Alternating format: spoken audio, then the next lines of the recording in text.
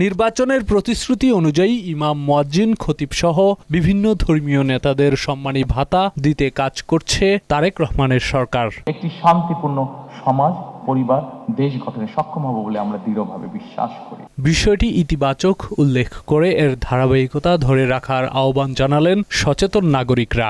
তারা যে উদ্যোগটা নিয়েছে এটি অত্যন্ত সুন্দর কাজ এবং ইমাম মুয়াজ্জিনরা এটার প্রাপ্য। আমি মনে করব যে আমি ধন্যবাদ জানাই মাননীয় প্রধানমন্ত্রী জনাব তারেক রহমানকে। ইমাম মুয়াজ্জিন থেকে 20 থেকে 25,000 টাকার মধ্যে যদি কমপক্ষে, তাহলে আশা করি ইমাম মুয়াজ্জিনের কিছুটা কি হবে, তাদের প্রাপ্য পাওয়া। সরকারের এমন উদ্যোগকে সাধুবাদ জানিয়েছেন সনাতন ধর্মের প্রতিনিধিরা।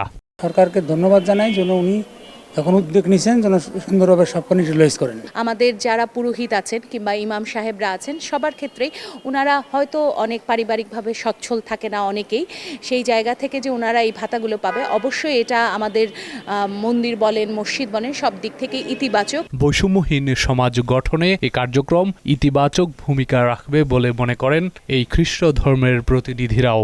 সর্বদাই মানব কল্যাণে নিজেকে নিয়োজিত করার কথাও জানান। প্রতিটি ধর্ম প্রতিষ্ঠানের যে পুরোহিতদেরকে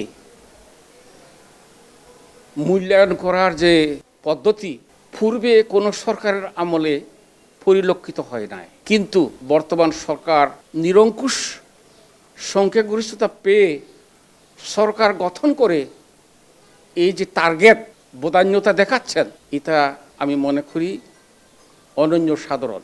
আজকে বাংলাদেশ স্বাধীন হয়েছে 54 বছর হয়, এই জিনিসটা কিন্তু আজ পর্যন্ত কেউ চিন্তা করেনি এবং আমাদের নতুন প্রধানমন্ত্রী তিনি আমাদের বিষয়টা চিন্তা করেছেন। আমি তাকে অনেক অনেক ধন্যবাদ জানাই। আমরা যে দলই করি কিন্তু তার পারফরমেন্সটা ইজ ভেরি অ্যাপ্রিসিয়েটেবল এবং উই প্রে ফর হিম। আর ধর্মীয় নেতাদের এমন মূল্যায়ন সমাজে নতুন করে শান্তির বার্তা দেবে বলে মনে করেন জাতীয় মসজিদের পেশ ইমাম।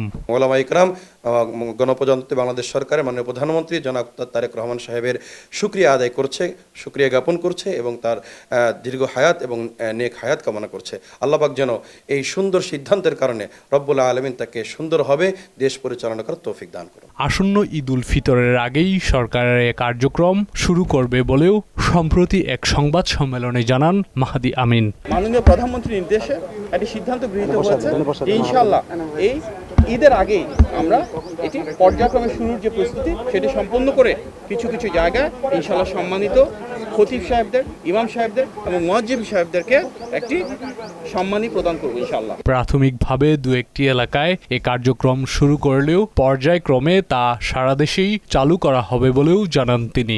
জনগণের ভোটে নির্বাচিত সরকার আমাদের মাননীয় প্রধানমন্ত্রীর নেতৃত্বে আমাদের প্রতিশ্রুতিগুলো বাস্তবায়ন করা শুরু করবে ইনশাআল্লাহ। তানজিল ভুইয়া, মোহনা সংবাদ, ঢাকা। এই বিষয়ে সিদ্ধান্ত নিতে হবে।